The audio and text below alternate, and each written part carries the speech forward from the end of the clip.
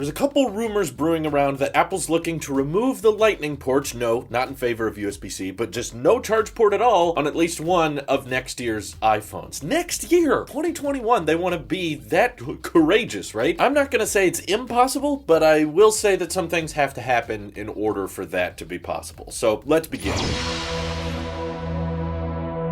So it doesn't sound that crazy at first just because Apple has been the company known for removing things. It's been a meme for years, right? The next iPhone won't have a display and won't have a camera. It's just a slab of glass starting at $5,000. Wow, you guys are as innovative as the iMac design team when it comes to your Apple jokes. You use the same ones every year. But there's a bunch of stuff that would have to take place. It's actually a lot more complicated than a lot of people may think, because if there was no Lightning charger with the iPhone, that would inevitably mean they would have to start shipping a wireless charger with the iPhone. And Apple doesn't even currently make their own wireless charger. There's some rumors that they're working on their own. I don't think it's going to be this one. I know there's some conspiracy theorists out there that think it's coming back, but sorry, it's just anytime Apple comes forward and said, we canceled this product and we're not going to release it, it usually means they're not going to release it. That's just how it's worked in the past. But either way, if this thing came out, it would not be shipping with the iPhone. For one, it would be way too expensive, and it's overkill for something that you just include with the box. It sounds like Apple's even considering removing the wired earbuds that come with the iPhone 12 this year, just for the sake of,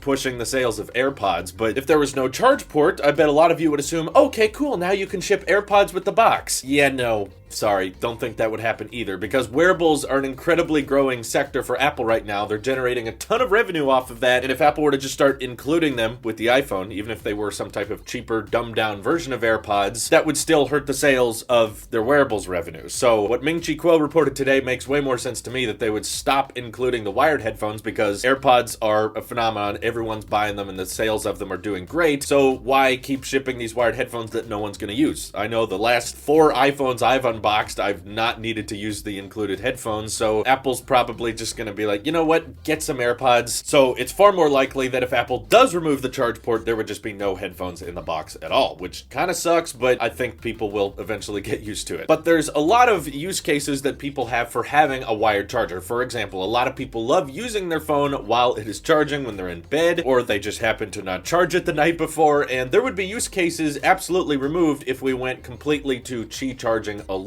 That's why a lot of people are theorizing that there's going to be some type of inductive side charger, somewhat similar to the Apple Pencil 2 charge connector on the iPad Pro, which is just a magnet. Some people think this is going to be the return of MagSafe, because they removed it on the MacBooks, and that means they're going to add it to the iPhone for some reason, which essentially would mean you have this kind of inductive charger at the end of a wire that you could dock to the iPhone magnetically and still charge it. But at that point, why even remove the charger? You're still using a wire. You've just changed the connector, so it's not even wireless charging only at that point. So in my opinion, those rumors sound kind of stupid, because I don't think Apple would remove Lightning in favor of just another wired connector. But this one is inductive, but the inductive charger requires a wire that you have to interact with and hold, because if they did that inductive charge mechanism, it's not like you could just drop it on a Qi charger like you can now and have it start charging, because you'd have to pick up the wire and interact. At the end of the day, it just becomes the same thing. So I don't think that's what it's going to be. But Apple would absolutely need some type of innovation or revamp when it comes to wireless charging, because in its current state, I don't think that would cut it. When Apple removed the headphone jack on the iPhone 7, there were a bunch of arguments they gave on stage, which, come on guys, even if you hate that they removed the jack, you gotta give them credit. They're the only company that actually talked about it on stage, because Samsung removed it, Google removed it, and none of them wanted to address it. They were just kind of like, yeah, forget all those headphone jack jokes we made in our commercials. Let's just move on. This is the future. We all know that, right? Okay, let's there's an adapter in the box. You'll be fine. No, Apple actually dedicated some time. They were like, look, okay, the headphone jack is nearly 100 years old. It's a very dated port. We've been using it for a long, long time. And we're also introducing AirPods, because we believe wireless technology has gotten to a point where audio, at least on a phone, they didn't remove the headphone jack on the MacBook or the iMac or any type of Mac, really. And a lot of the budget iPads still have headphone jacks. So they were saying whatever audio you're listening to or whatever you're doing on a phone doesn't require necessarily necessarily that super low latency or that super high quality audio, to the point that, hey, you know what? Wireless is getting good enough. Let's just move to that. And if you need wired, you can still use the lightning port. And this is a single use port, unlike the lightning charge plug, because the headphone jack plug was only used for one thing, and Apple's just wanting to push the industry forward. And that's what happened. Look at how many AirPods clones we have today and how wireless headphones are getting cheaper and cheaper, and they're selling great. People love them. There's a huge market that has blossomed off of that decision. And I do agree with them. It took courage because there was a lot of backlash at first, but in the end, we all benefit with better wireless headphones that we probably wouldn't have gotten if Apple just kept supporting the headphone jack. So wireless headphones had gotten a lot better. It was a dated port. It was really, really old in the first place. And it also helped with water resistance on the iPhone 7 because they switched to the solid state home button. I know there were headphones that kept the headphone jack and water resistance, but we're talking about the iPhone today specifically, okay? So in that sense, they were able to improve the water resistance of the iPhone 7 by not having as many big gaping holes in the product, which makes sense, right? Also, you could argue it helped with a slightly larger battery life and that kind of thing. So how much of that logic, though, can we apply to the lightning charge plug? We can't argue it's a single-use port because it's used for third-party accessories, it's used for charging, it's used for data, it's used for factory resets and restores and stuff like that. So it's kind of a multi-purpose port, so you can't argue that. For two, you can't really say it's 100 years old because it was introduced on the iPhone 5. So in the grand scheme of ports in our existence, it is not terribly old. I'm not saying Lightning should stick around. I prefer USB-C, to be honest, but you don't have the same argument you have with the headphone jack. And water resistance, it'd kind of be a real niche move to say like, well, this one's even more water resistant because the current iPhone 11 Pro and 11 Pro Max are some of the most water resistant phones on the market. They can go 4 meters deep for 30 minutes, and that's with a charger. And I think that covers most people's water usage. I guess someone out there might want a portless iPhone because they go scuba diving and they go deep dive and they don't want to put a case on their phone. But again, like I said, extreme niche market that would be like, yeah, the 11 Pro, 11 Pro Max, not water resistant enough. I need something that can go even deeper, and I don't think they would make that fundamental of a design shift just for that small of a market. Could it help the battery life a little bit? I mean, maybe, but 11 Pro and 11 Pro Max already have insanely good batteries that last most people throughout the entire day. So again, the niche audience that would appreciate an even better battery life by not having a charge port anymore, doesn't sound like they would remove it for that logic alone. So moving to Qi charging exclusively, I think is going to require Apple to revamp wireless charging in some way, similar to what OnePlus did with the OnePlus 8 Pro. They support 30-watt wireless charging. I feel like Apple would have to do some type of version of that because they're shipping fast chargers with the 11 Pro and 11 Pro Max now. So they obviously care somewhat about including fast charging with the iPhones now, at least if you're paying top dollar for them. And wireless charging, as we all know, is significantly slower than wired unless you do something like OnePlus did. So if they are removing the charge port, they have to revamp or relaunch a wireless charger and make it incredibly fast at charging compared to what we have now. And all for what, at the end of the day? Here's the main reason I have my doubts about Apple releasing portless iPhones next year is because what does it help with? I mean, every single year we've kind of gotten lucky with the upgrades. Between 2017 with the iPhone 10, that was a huge, massive upgrade to iPhones, all these changes. The following year, we got 2 new form factors, the XR and the XS Max. It was an S year, but there were new screen sizes, so it was easy to be excited for it. Obviously, iPhone 11 and 11 Pro were just kind of ironing things out, providing ultra-wide night mode, better battery lives, fast charging, and they kept the prices the same or lower, which was really cool. And this year, I think might be one of the last big iPhone upgrades in a while because we've got 4 form factors, all OLED, new squared-off design, camera upgrades for the Pros, really, really competitive pricing for the regular iPhone 12s, and what are they going to do next year? I mean, every time I revisit this argument, everybody runs out of things to say, like, well,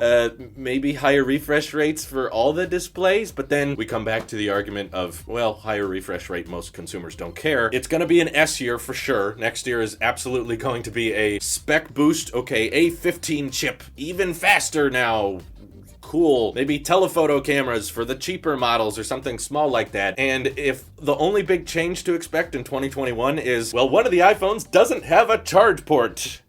Cool. Do you think a lot of people would upgrade for that? In fact, no. I bet a lot of people would be angry about it and just say, well, I'm not buying that one because my iPhone 12 works fine, and that still looks like the new one. So maybe they do something slightly smaller with the notch, but whatever they're doing in 2021, it has to be somewhat minor. And as the smartphone market is maturing and people are holding on to their phones longer and longer than ever before, there's not going to be a lot of good reasons to upgrade in the future. So if Apple starts removing charge ports and making charging more inconvenient for the end user, user and telling them, oh, nope, you gotta all move to wireless charging now, and the people will complain about it being used as a maintenance port. Now I have to do all that wirelessly, or how do I factory reset, or how do I use these third-party accessories? And all the adoption of Lightning over the years will suddenly come to a crash because this iPhone wouldn't have it. So that would just steer people even more so away from upgrading than we already are, because the smartphone market's in decline anyway, and this would absolutely not help that cause. So that's why I have my doubts that they're doing it as soon as next year. I think that the leakers and analysts claiming that's going to happen are more than likely hearing about some prototype, but that is not a finalized design, because as we know, any type of leak that's a year or 2 years ahead of launch never ends up being very accurate in the first place. And also, all the people saying there's going to be a portless iPhone keep saying it's just going to be one of the lineup. It's not going to be the entire lineup, which also doesn't make sense to me. It's not like they removed the headphone jack for just the iPhone 7 or just the 7 Plus. No, when they removed it on everything, and that was it. They also didn't bring it back for certain models. So, you know, when Apple adopted USB-C on the 12-inch MacBook, they later brought that to the entire MacBook Air and MacBook Pro lineup. Once they got the revamped designs, they went all in on USB-C. So I'm not sure why Apple would have a distorted lineup where you have high-end iPhone with no charge port and then the cheap iPhones with a charge port, because that would honestly just make everyone go for the cheaper one. Because what's the selling point? What's the advantage of buying the iPhone that doesn't have a charge port in it? This one has slightly better battery, or it's slightly more water resistant. I don't see that being a good reason to go with a Pro iPhone, because shouldn't the Pros have access to Lightning accessories and third-party stuff and maintenance ports that they use for resets and that kind of thing? So it doesn't really sound like something Apple would do, and they probably want to get to the point where they can charge things over the air, but that technology's been in development for years now, and we're still not anywhere closer than what we were 3 years ago. So I don't think they're going to come up with charging over the air within the next few years. I think that's 5 to 10 years away before that even gets usable. So I don't think that's the miracle they've come up with. I think we're hearing about prototypes and assuming that's going to come to finalized products. But keep in mind, guys, I'm about as accurate as the iOS weather app, so don't trust me that much. What do you guys think is going to happen? Feel free to hit me up over on Twitter, join my Discord, we can chat more about it there. This is your Apple Sheep here, and I would still buy an iPhone if it didn't have a charge port, because I barely use mine. I charge everything wirelessly anyway, so just keep that in mind. I don't want them to stick with Lightning. I think it'd be great if they switched to USB-C, but I know they're not going to do that. So the Apple Sheep will be fine. I'll see you in the next one.